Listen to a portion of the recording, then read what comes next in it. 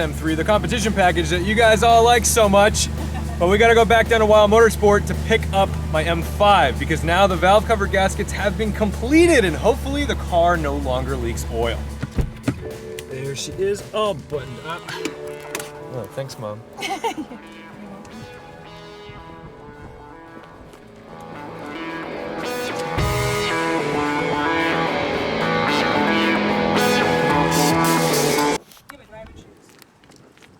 See, mom's not messing around. She doesn't drive with flip-flops. No. Thank you, Mom, for taking me to Wild Motorsport to pick up my M5. Now, it's time to head home and get some dinner, but first, let's start up the M5. I'm so excited to have this car back leak-free.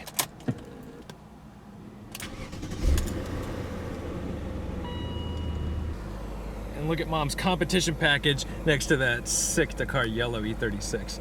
Thanks again to Wild Motorsport!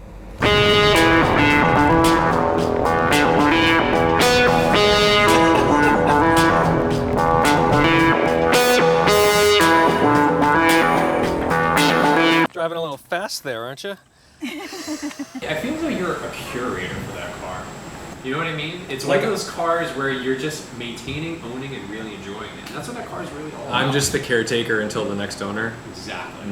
Yeah, you know what? And who knows? You might keep that car to your 60, 70, 80. I do love it. Yeah. And when I drive the M5, I tend to find myself feeling like I'm driving something that's a piece of history that won't exist in 20 years because everything's going to be electric or like a little crazier. Oh yeah, people still compare cars to that car. They'll always refer to the E39 M5. I know. It never went away as a benchmark. No, I feel as though the size is perfect too. Like that's a size that sedans should be. Always should be. It's a good car. It's a good car. And there's no reason to get rid of it. You know, it's not that it's a burden on you. As how many miles? Like 80, 90? 75. Perfect. Oh my god. Perfect. Just keep driving. While Zach makes tacos, let's talk about the future of the M5. You might have just heard some of what we were bantering about, but the car is like a fine wine. It has aged very well, and I think every time I park it somewhere and I go back to it, sorry about the chopping, he's literally just making tacos as we speak. Yeah, so I find myself just continuously enjoying looking at the car. I do the look back in that car more than even the Porsche. That car's iconic. It's so good. So I think for me right now, you know, we just went to Wild Motorsport where FCP provided some valve cover gaskets, and I think it's just gonna be a maintenance project. And the thing I talked to Jake about this the other day was he was like, it's a free car because you'll never lose money on it when you sell it. You'll always get what you paid for. And that just means I'm the caretaker, just kind of injecting some capital into it on occasion, whether it be bushings, bearings, clutch, tires, brakes, gaskets, wear items.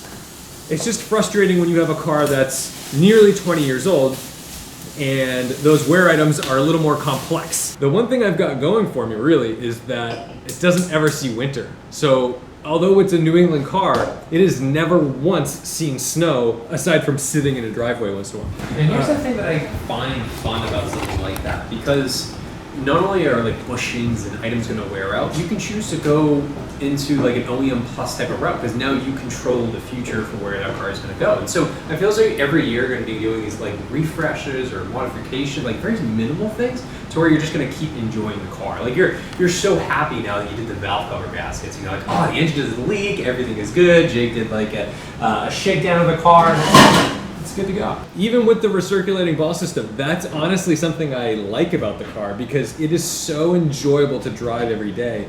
On the highway, 80, 90 miles an hour, that steering is so relaxing because you kind of don't feel anything. That's like something that you forget. Like it's like when you're driving Zach's Corvette, the Grand Sport, you notice that it has massive front rubber, really direct steering, and a little bit of negative camber up front. And that's the kind of thing that makes the car a little more stressful to drive on a distance trip because it follows the road. You need to be on your game. With the M5, you can pretty much fall asleep. What's the top speed on a car? 186, I think. 186? It might actually be faster. That's fast. But imagine that, sitting that, stable speed, I'm throwing my knife around, stable speed, comfortable, luxurious, but then also like can carve through corners, like a hot knife through butter. I like that car. The only thing it doesn't do well is give me cash in my pocket to buy a GT3. That's because I can't have a GT3 if I still own the M5, but I can't have a GT3 if I don't still own the M3 because I need a daily driver that can do winters. I don't care about the M3 enough as far as like its longevity.